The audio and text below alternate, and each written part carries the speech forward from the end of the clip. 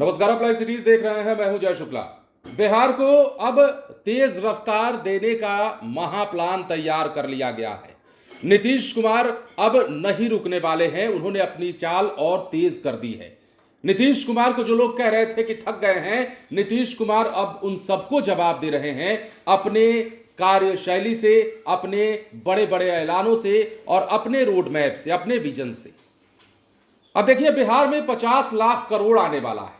सब कुछ यदि ठीक रहा तो आने वाले सालों में बिहार की रफ्तार और तेज होगी और 50 लाख करोड़ के निवेश के बाद बड़ी बड़ी कंपनियां, बड़े बड़े उद्योग धंधे और हजारों लाखों में रोजगार का सृजन ये होने वाला है।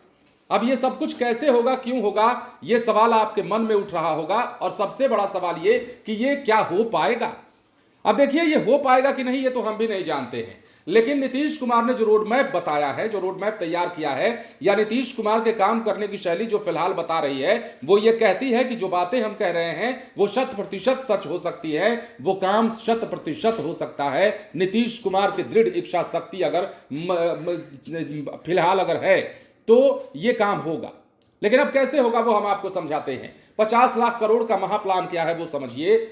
मुख्यमंत्री नीतीश कुमार ने शनिवार को सोशल मीडिया पर एक विस्तृत विजन साझा किया है, जिसमें राज्य के औद्योगिक भविष्य की पूरी रूपरेखा समझाई गई है।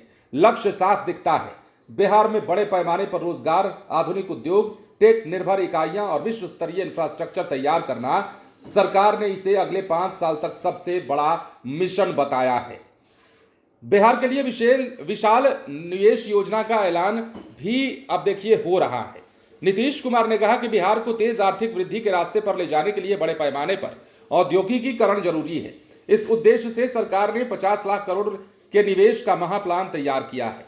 यह निवेश सिर्फ उद्योगों तक सीमित नहीं रहेगा, बल्कि इसमें निर्यात, skill development, food park, tech park और एमएसएमई सेक्टर का भी विस्तार शामिल है। सरकार मानती है कि यह निवेश बिहार के रोजगार परिदृश्य को पूरी तरीके से बदल देगा। सरकार अब बिहार को निवेशकों के लिए सबसे आकर्षक राज्यों में बदलने की कोशिश कर रही है। इसके लिए उद्योग विभाग देश विदेश के प्रमुख वाणिज्यिक शहरों में बड़े स्तर पर निवेशक सम्मेलन आयोजित करेगा। लक्ष्य यह है कि ग्लोबल कंपनियां बिहार को नया मैन्युफैक्चरिंग हब माने और यहां बड़े उद्योग धंधे स्थापित हों।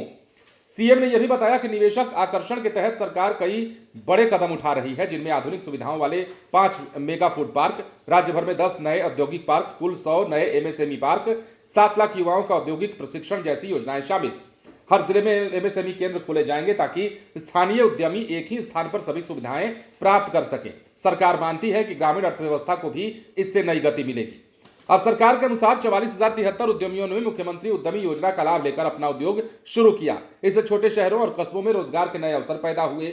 औद्योगिक पृष्ठभूमि में तेजी से बदलाव हो रहा है। नीतीश कुमार ने इस बात की भी ओर इशारा किया है और बताया है कि औद्योगिक क्षेत्रों की संख्या 46 से बढ़कर 94, औद्योगिक इकाइयां 1674 से बढ़कर 3500, निर्यात 25 करोड़ से बढ़कर 17,000 करोड़, एमएसएमई इकाइयां 72,000 से बढ़कर 35 लाख, जीएसडीपी में उद्योगों का योगदान 5.4% से बढ़कर 21%। ये आंकड़े दिखाते हैं कि अब बिहार सिर्फ उपभोक्ता राज्य नहीं, बल्कि उत्पादन और निर्यात का बड़ा केंद्र बनने की दिशा में आगे बढ़ रहा है।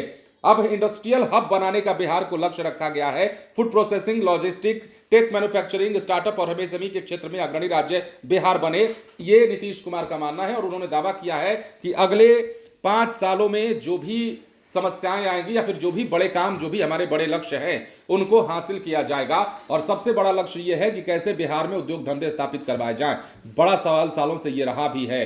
50 लाख करोड़ का निवेश अगर बिहार में होता है तो बड़ी बड़ी कंपनियां आएंगी, बड़े बड़े उद्योग धंधे लगेंगे। बहुत सारे लोग जो बाहर जाकर 10-15 हजार की नौकरी करते हैं, 20 हजार की नौकरी करते हैं, वो अपने परिवार के साथ रह करके बिहार में ही रोजी रोटी का, गुजारा का व्यवस्था कर सकते हैं। फिलहाल बने रहें लाइव सिटीज के साथ। धन्यवाद।